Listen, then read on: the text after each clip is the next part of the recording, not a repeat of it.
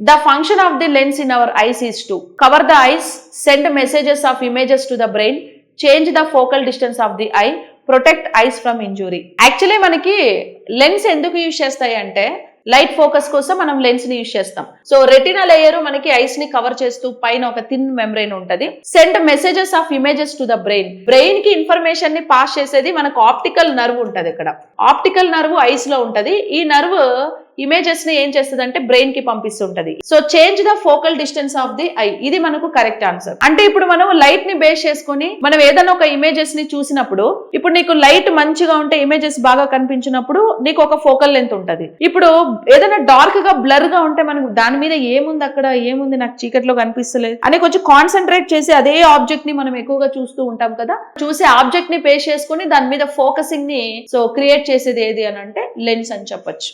Great institute app ని play store నుంచి download చేసుకోండి.